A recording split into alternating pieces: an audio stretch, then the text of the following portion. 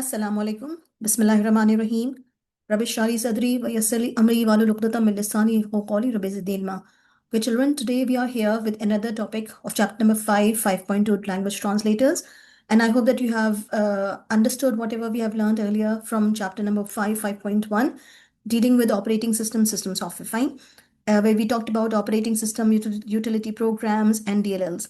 Now moving to the translator. Why translator? What is the translator doing? So before that, let me talk about one important thing. This chapter or every chapter in this book is containing the key terms in the beginning. So please refer to the key terms for the final preparation because they are very clearly indicating whatever the examiners want you to write in the exam. Now, these are containing the terminologies of translator, different translator, what is a translator, and the different translators that we talk about. And then we talk about the integrated development environment, the syntax error, the logic error, and the concept of debugging. Now, moving to this, why translation is needed and what is translation? So if I write a computer program, so there are different levels that we can write the program in. Either I was writing a program using the machine code instructions. With I mean the humans. In the very beginning, the humans were coding using this combination of zeros and ones. And those machine code instructions were not needing any sort of translator because they were designed keeping in mind the computer. When we move further, when we talked about the low-level languages or the development has taken place, as you remember, we have talked about it earlier in chapter number 4 also under processor fundamentals, then the concept of the translator developed. So remember one thing, whenever you write any instruction in high level or in low level, that needs to be translated into machine code to be understood by the computer, because this is the only thing which is understood by the computer. Now, system software, as we talked about in the previous class, it is using a translator, and that translator is needed to translate the source program into object program. So for that, be very clear what is source program. The program that we humans write type is a source program that is not understood readily by the computer, and it needs to be translated into machine code or object program to be understood by the computer. Now, there are different translators basically that we need to know. The first one is an assembler, that is a translator for assembly language, or you can say the low-level language. This next two are your compilers and interpreters, and they are the translators for high-level language programs. So beginning with the assemblers, programs are written in assembly language, then they need to be translated into binary or machine code by the assembler. What other assemblers are doing? Assemblers are either storing the program directly in the main memory for execution. Like for example, I've made a program, I've assembled it, and I am going to execute it at that moment. Secondly, I don't want the to execute the program at that time. I want it to be used at a later time. That is also possible, and this is done to be by translating it and storing the file to be stored to be used in some other time, maybe later, maybe next day, maybe some other day. So there are two different ways that assemblers are working. One is the program is executed just then and there when it is being written and assembled. And secondly, it is stored for later use because of the requirement. If stored for later use, what is needed? A loader program is needed. So just be clear, whenever you are using it at a later time, then we need a loader. And this load is needed to load the stored translated program into the main memory. So this is something that we need to be very clearly aware of. The stored translated program can be executed many times without being retranslated. So this is the advantage. Once you have translated the program, you have stored it in the storage medium, then it can be used many times without being retranslated. Now, just one thing, just for the purpose of learning purpose, actually, when you talk about the different computer chips, the x86 machine that we normally talk about with respect to Intel, they were using an assembler that was MASM. MASM is an assembler that is used for the x86 family, the ones that we normally use Intel ones, while PIC and Jenny are used for microcontrollers. So this is just for your, I should say, learning purpose only, that these are the two translators that are used. One is for x86 and second one is for the microcontrollers. Now, assembly language programs are machine dependent. They are not portable from one type of computer chip to another. So here we can see x86 family is different as compared to the microcontrollers.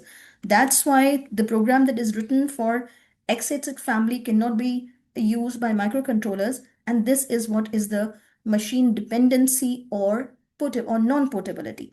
So just be clear, this is actually a sort of a, can say a drawback of assembly language programs. They are machine dependent or designed for one architecture, can work on that architecture only.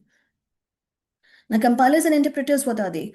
Programs written in high-level language are either translated into machine code by a compiler or executed line by line by an interpreter, as the name implies. Now, what is happening? Just talk about this very, very quickly so that you can recall. We have studied it in IDCSE also, so if you can recall from there. Compilers, just giving you an example. For example, if I have one program that is using a compiler to be translated into machine code. So the compiler will translate the entire program into machine code in one go, and it will generate a list of errors while it is while it is translating. And when we talk about the interpreter, as the name implies, it is a line by line translator. It will take one line of code, translate it, execute it, and then move to the next line, and then take the second line, translate and execute it, and then move to the third line. And interpreters do not create an executable file. So just be very clear, compilers are using the same concept as we talked about with respect to assemblers. They're usually storing the translated program, object program on a storage medium, ready to be used later. And here also a loader program is needed to load the stored translated program into main memory before it is executed.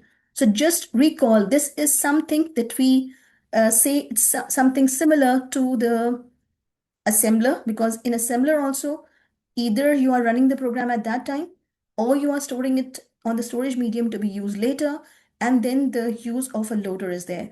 The stored translated program can be executed many times without being retranslated. So this is the advantage. Once you have translated the program, once you have compiled the program, you can use it as many times as you want to without needing the retranslation to be done, except for if you have made any amendment. Just be clear, if you have made any amendment in the source program that was compiled, then you need to recompile, otherwise the amendments will not be reflected in the new code. Now with an interpreter, what happens? Now let's see what an interpreter is doing. As we said, interpreter is doing the translation, picking up one line, translating it and executing it. And there is no concept of storage. There is no concept of storing the program, and every line in a program is interpreted and then executed each time the program is run. Each time. If you are running the interpreted program 100 times, it means the translation will be done 100 times. Because the program is not stored in the memory, the program is not stored in the hard drive or the storage medium. So every time when you are running an interpreted program, it needs to be translated so that it can work on it. Now, one common thing about both the interpreters and compilers, since they are working on they're high-level language program translators, so there's some common things between them. High-level language programs are machine independent, portable, and can run on any type of microprocessor chip, computer chip, provided there's a compiler or interpreter available. Now, this is something which is very important that you need to know, that high-level language programs are machine independent, designed for one architecture, can work on others also. For example, if you talk about the high-level languages like Java, Python, and Visual Basic are all high-level language high-level language programs that are needed for teaching, and inshallah you will be learning any one of these programming languages in your A2 for paper 4. Now let's talk about, this is the table, and through these table we'll talk about the assembler, compiler, and interpreter. And just for the purpose of remembering the three translators, let me make a shortcut: CIA. C for compiler. I mean, this is just done to make you remember, nothing to do with anything. It's a CIA, and this is compiler, assembler, and interpreter. And in this manner, you will not be forgetting this at all. Okay, so this is just a mean to make you remember the different translators. CIA just to compilers, interpreters, and assemblers. Now, there's a table. Source program is written in assembly language in assembler. Source program is written in high-level language in the case of compilers, as well as interpreters. Machine dependent. So you can see assembled programs are machine dependent, yes. But in the case of compiler or interpreter, the programs that are written, that are compiled or interpreted, are not machine dependent. Designed for one can work on other architecture also. Object program generated, like the source file is going to be converted into machine code or object file. Yes, stored on disk or in main memory. Yes, for compiler as well as assembler. But in case of interpreter, it is no, because instructions are executed under the control of the interpreter. So as the program is running, the instructions are going to be read line by line. They will be translated and executed. So there's no concept of object program generation in case of an interpreter. Each line of the source program generates one machine code instruction one to one. Now, this is really interesting. Since we have studied this in chapter number 4, processor fundamentals, and we have made like solve the trace tables also. So we know each line, if I talk about one line written in assembly, will be translated into one instruction equals to one. So if there are 10 instructions written, so there will be 10 equally machine dependent instructions. But when it comes to the compiler or interpreter, many machine code instructions are going to be translated into the equivalent. Like many machine code instructions are going to be translated by using one instruction. Like for example, if I wrote print, just give me an example of Python. If I, for example, just if I, for example, wrote print, I'd say print hello. So this print hello will be translated into a series of machine dependent instructions in case if the program is compiled or interpreted. But when it comes to the assembler, as we have remember that we have done the assembly language code generation. So one equals to one. One machine code instruction is equal to one machine dependent, one instruction. So this is something that we need to be very clear about whenever we are talking about the compilers, interpreters, and assemblers, or in short, we call them CIA for the purpose of remembering. Now, pros and cons of compiling or interpreting a program, the decision. Before we proceed to the discussion here, let me tell you one thing. For the programmers, when we are designing a program, when we are in the process of designing a program, especially the ones that are developing very complicated or complex programs, there are two translators that are being used. One, in the beginning, it is going to be translated by using an interpreter. And then once it is interpreted, then later, once you are done with the whole program generation, then we compile it so that it can be given to the end user. This is why they both are used whenever you are performing your work. Now, this is what is mentioned here. Both compilers and interpreters are used for programs written in high-level languages. Some IDEs have both available for programmers, since interpreters are most useful in the early stages of programming, of program development, and compilers produce a standalone program that can be executed many times without needing the compiler. So this is one thing, that we do not want the end user, or we do not want the people to access my source program. And for that, I compile it. But when I'm designing the program, I go for interpreting. Now, there are a few pros and cons that are dealing with compilers and interpreters. So very quickly, just go through them once again for the purpose of just answering our questions regarding the compilers or interpreters. End user only needs executable code. Therefore, the end user benefits as there is no need to purchase a compiler to translate the program before it is used. That is a very big advantage of compiler. Developer keeps hold of the source code so it cannot be altered or extended by the end user. Therefore, the developer benefits as they can charge for upgrades and alterations. So this is again a very big advantage. Like I being the developer, I am handing over the compiled program to the end user. So if they want any amendments, since the source code is with me only, so I'll benefit. And definitely I'll be charging later. So that is again a very big advantage of compiler. Now moving to the compilers first, the blue ones are mentioned all in all the benefits. Compiled programs take a shorter time to execute as translation has already been completed and the machine code generated may have been optimized by the compiler. Generation of object code means the program execution will be shorter because it is already compiled. It is already in the machine code. Compiled programs have no syntax or semantic errors. Means no syntax or sort of logic errors are there. The source program can be translated on one type of computer then executed on another type of computer. So now this is possible. We have written the source program on one and we can execute it on any other. Now, talking about the drawbacks or the cons, a compiler finds all the errors in a program. One error detected can mean that the compiler finds other dependent errors later in the program that will not be other errors. Now, giving you an example, if I was writing a C program, and let me tell you, C is a compiled language. C is using a compiler. I had made a program made of maybe 15 lines.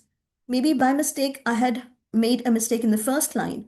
So that first line error will be showing me not one error, maybe it will be showing me 15 to 20 errors, because all the dependent lines that are coming after the first line will be treated as an error. That is what is the meaning of this.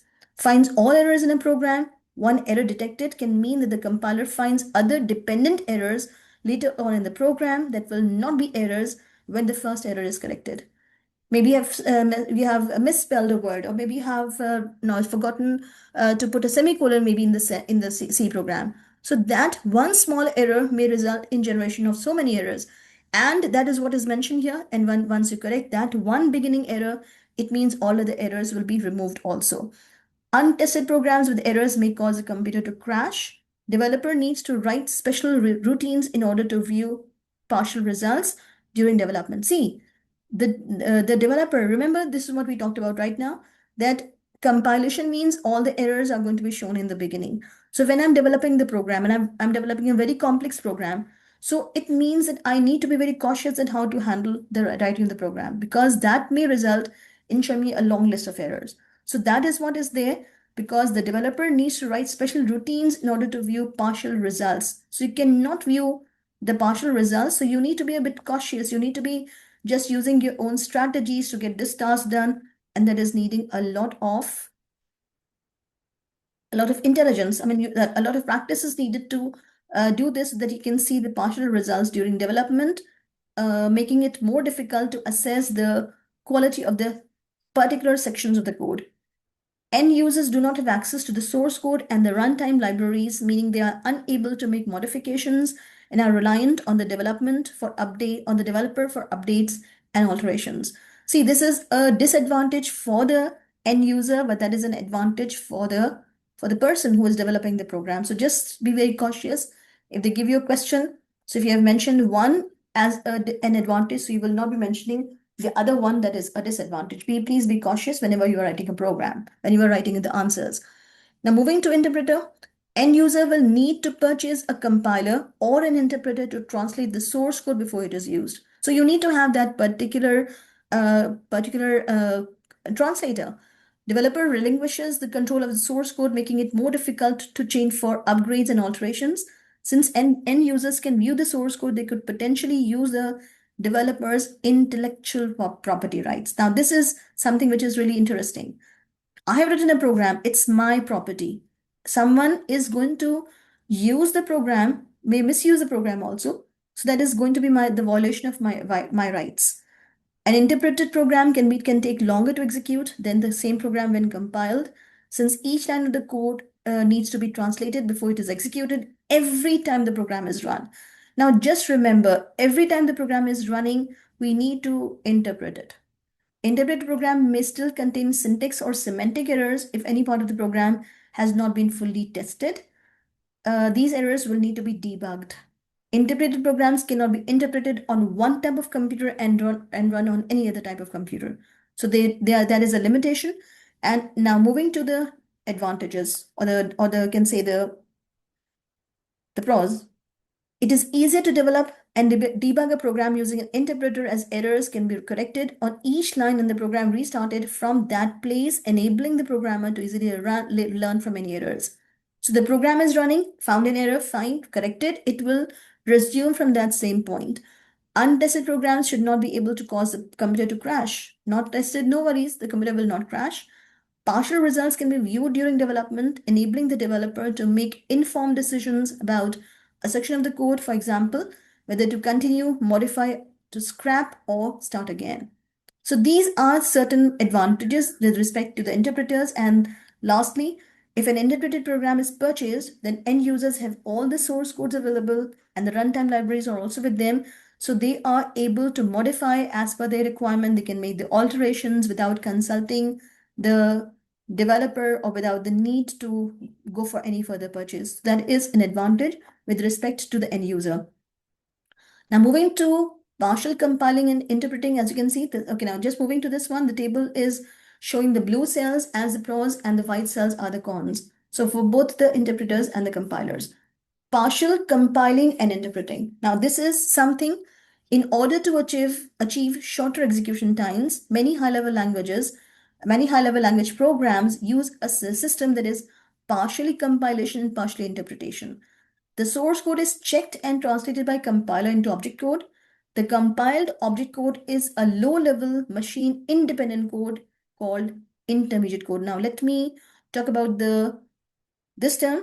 The compiled object code is a low-level machine-independent code called intermediate code, P code, or byte code. To execute the program, the object code can be interpreted by an interpreter or compiled using a compiler. So this is something like you might have heard about the bytecode, or you may have heard about for example, Java and Python. They can be translated by a compiler into a set of instructions for a virtual machine.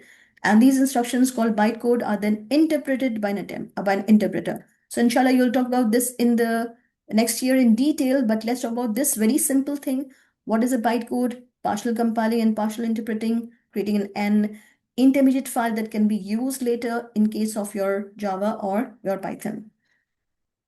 Now, this is a very simple example. Now, last but not the least, this topic is extremely important with respect to the examination questions, IDE, Integrated Development Environment. Before we need to go with the discussion, let's talk about what an IDE is and why do we need it. Think of like just recall, maybe you have learned how to design a web page, and maybe you have learned designing a web page by using one program like Notepad for typing the source code and using a web browser for viewing it. So in this case, you're using two separate programs. But when it comes to integrated development environment, it is used by the programmers to aid the writing and development of the programs. And there are different IDEs available. And for example, just to we talk about PyCharm with respect to Python, which is a very, can say, commonly used IDE. Similarly, we talk about Visual Studio also, and there are different IDEs that are very much in use by the people for their work.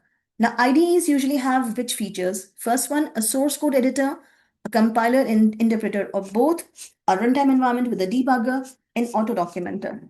What is a source code editor? Now you can see the same as I talked about. I was using two separate programs, one for typing the program and one for viewing that I talked about right now. But with IDE, a source code editor allows the program to be written and edited without the need to use a separate text editor like Notepad. The use of an integrated source editor speeds up the development process, as editing can be done without changing to a different piece of software each time the program needs correcting or adding to. Most source code editors color code the words in the program and then layout the program in a meaningful way that is called pretty printing. So this is something that we need to be very careful about, that this is a very important feature. Like when you talk about Python, just giving an example of Python, you can see the color coding is done. And this color coding is especially helpful for the people who are programming for long. They know that what is the mistake that they have made if the code is a differently colored one. Some source code editors also offer context-sensitive prompts with text completion for variables and reserved words. Now, this is another feature that is coming under the heading of the source code editor. First one is pretty printing, and second one is they are giving us the option of context-sensitive prompts with the text completion for variable names and the reserved words, and provide dynamic syntax checking also, which shows you that whatever the problems that are coming in your code also. So this is something that is shown to you here. Color coding the words, context sensitive prompts are there, offering for text completion, and you simply have to choose the option and the work is done for you. I mean, if you really are okay with whatever is shown to you as I can say as a suggestion, then you can take it and then it is done. Here you can see the color coding is different. Just to tell you that what is the variable and what is a reserved word. So first one, now dynamic syntax checking finds possible syntax errors as a program code is being, now this is really interesting. Dynamic syntax checking is finding possible syntax errors as a program code is being typed into the source code editor and alerts the programmer at the time before the source code is interpreted. Now, this is really interesting. And remember one thing, syntax errors are the errors that are detected by your translator, and logic errors are not detected by the translator. Many errors can therefore be found and corrected during program writing and editing before the program is run. Logic errors can only be found when program is run. Now, remember, the job of your IDE is not to find the logic errors at all. The logic errors are detected by you yourself. Like you yourself are going to run the program, and only then you will be able to find the logic errors in the program. Like maybe I've forgotten to use some maybe I've not done the calculations properly. Instead of using a plus as an operator, I've used a minus, or vice versa, any other thing. So these are the logic errors, and they're not detected by by your editor. They are supposed to be detected by you when you're running the program. Now, compilers and interpreters, again, a repetition of the same. Most IDEs are giving you the feature of both compiler and interpreter, or maybe a compiler or an interpreter only to run the program. Interpreters are all often used for developing the program, and the compiler is used for the final version.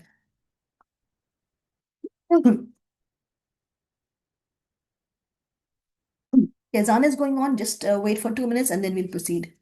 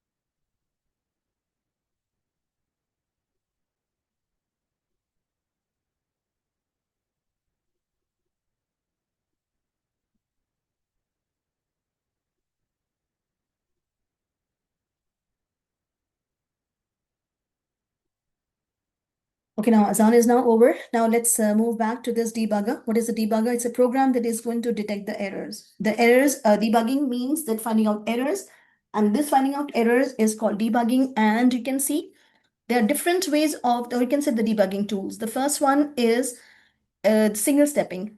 And single stepping means the programmer is allowed to single step through the execution of the through the execution of the program one line at a time.